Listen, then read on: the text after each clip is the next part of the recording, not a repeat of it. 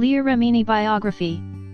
Leah Remini is a television actress known for her 9-year run on the popular sitcom The King of Queens, as well as her highly publicized departure from the Church of Scientology. Who is Leah Remini? Born in Brooklyn, New York, Leah Remini dropped out of school to pursue her acting dream.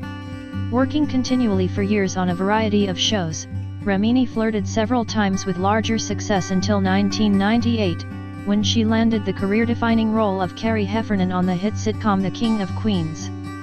A member of the Church of Scientology until 2013, Remini later explored her relationship with the church through a best-selling memoir and a TV documentary series. Early years and career.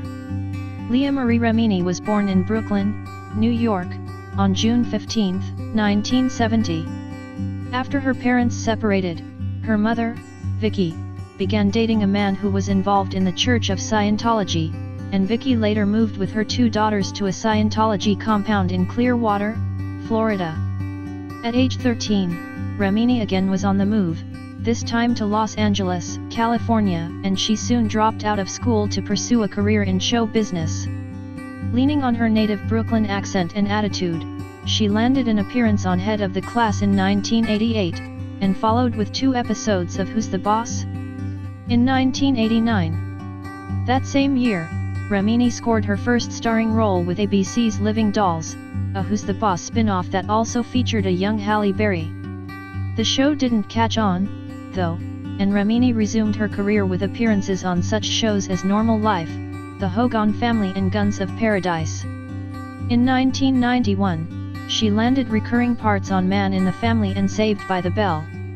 In 1994, Remini tried out for the role of Monica on what was to become the massively popular NBC series Friends, a part that went to Courtney Cox, though Remini did make a guest appearance on the show. Never one to be without acting work for long, Remini joined the cast of Phantom 2040 in 1995, lending her voice to an animated character.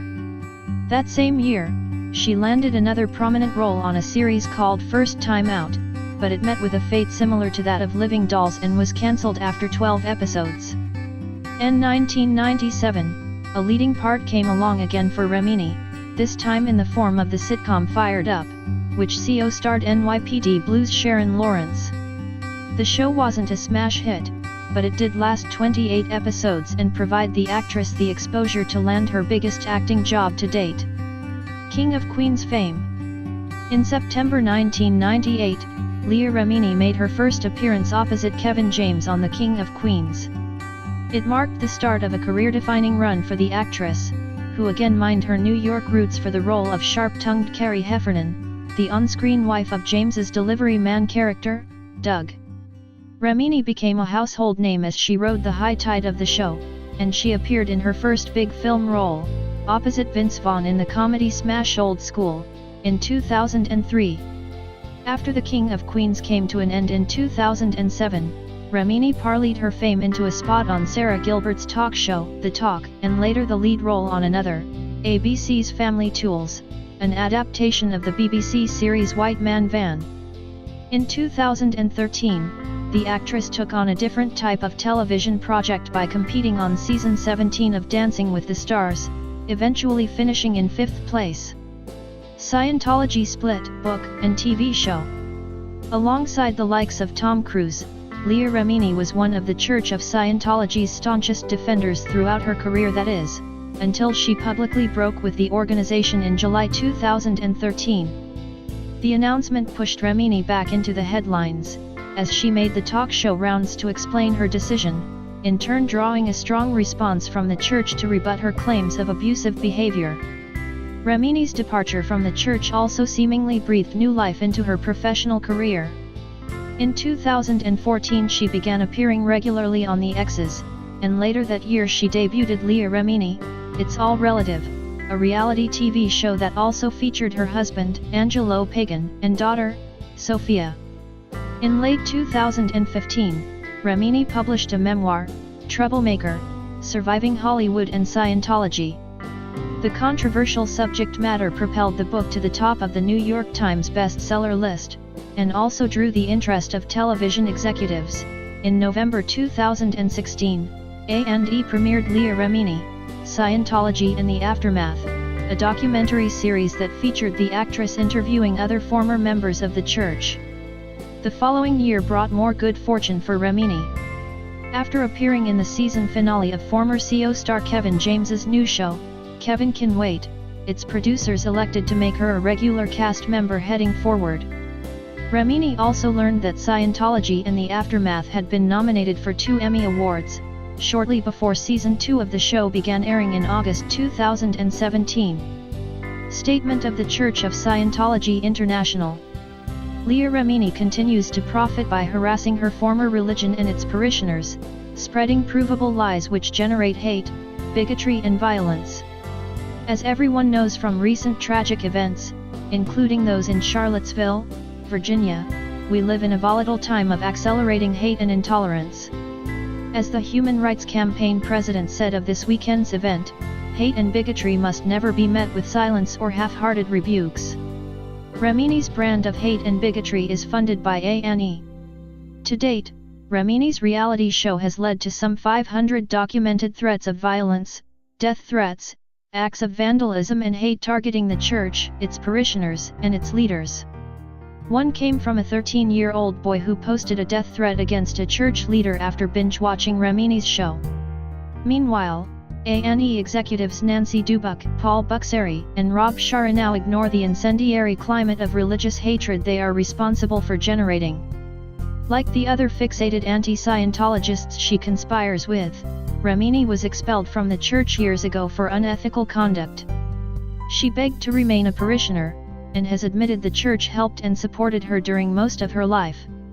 Instead of moving on with her life, Remini has chosen to put lives at risk.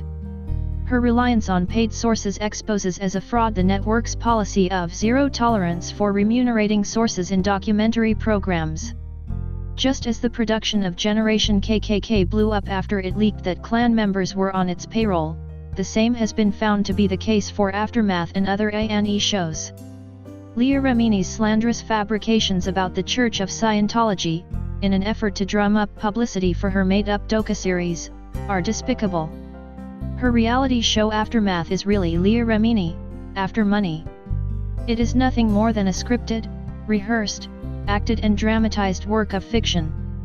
The production company has been forced to admit it pays Remini and her sidekick, Mike Rinder, someone the church expelled a decade ago for severe malfeasance and a self-admitted propensity to lie. There were more, including in-kind payments, made all the worse when those sources spread religious hate and bigotry. When A&E cancelled Generation KKK after it leaked that sources were paid, the network claimed that network policy against paying sources was violated. Apparently, Leah Remini's hate and bigotry deserves payments, however, at least according to her production company partners Eli Halsman and Aaron Sedman. Hey, they even hired Miles Reef as showrunner, plucking him from This Is Just a Test, the production company that produced Generation KKK. Sadly, Remini has continuously harassed and maligned her former religion, which she herself admits provided her help and support for most of her life. She has become what she once vowed she would never be, this bitter ex-Scientologist. Leah Remini needs to move on with her life and career. She needs to stop blaming the church and others for her unhappiness and setbacks in life. More importantly, she needs to stop promoting alarming hatred and religious intolerance as a means to line her pockets. Hate in her heart, $$ on her mind. Leah Remini proclaimed in a 2014 BuzzFeed interview that "I don't want to be known as this bitter, ex-Scientologist." Not only has she become exactly that by failing to move on with her life, Remini's anti-Scientology shtick is the dead horse she keeps beating in a desperate attempt to stay relevant. Remini made her highly publicized exit from the Church of Scientology in July 2013 via a story leaked to the supermarket tabloids. Her career at the time was already in free fall, plunging at an increasingly faster pace. Now she exploits her former religion to further her career, since even as a chair on Match Game, she failed and was voted not to return because of her disruption and terrible answers. How Remini recruits bullies to join her harassment campaign. It hardly seems a coincidence that Remini's troubles were mounting as she drifted from and eventually was kicked out of the church. She began cozying up to the usual handful of crazed anti-Scientology zealots lurking on the internet fringe. She also was on the verge of being expelled from the church for refusing to abide by its high ethical standards and began spying for these bullies. After her tabloid-orchestrated departure announcement, Remini's first move was to file a false missing persons report in August 2013 to harass the wife of the leader of the religion. It was part of a harassment campaign cooked up with bullies Mike Rinder, Mark, and Claire Headley and Tony Ortega. Remini used an acquaintance of hers in the LAPD to personally file the report, which she quickly leaked to the media. But it all blew up in her face when the LAPD took the extraordinary step of thoroughly debunking to the media Remini's absurd claim within hours, calling it unfounded. Remini wasted valuable public resources in an attempt to viciously harass the church leader's wife, whom Ms. Remini has obsessively stalked. Within hours, what had been a gloating Remini turned red-faced with embarrassment when the LAPD closed the case.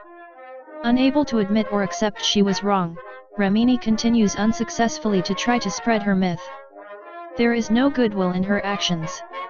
Her false reports have nothing to do with a big heart. They have to do with the burning resentment usually only found in a cast-aside, vindictive and bitter ex-wife. Within hours, what had been a gloating Remini turned red-faced with embarrassment when the LAPD closed the case.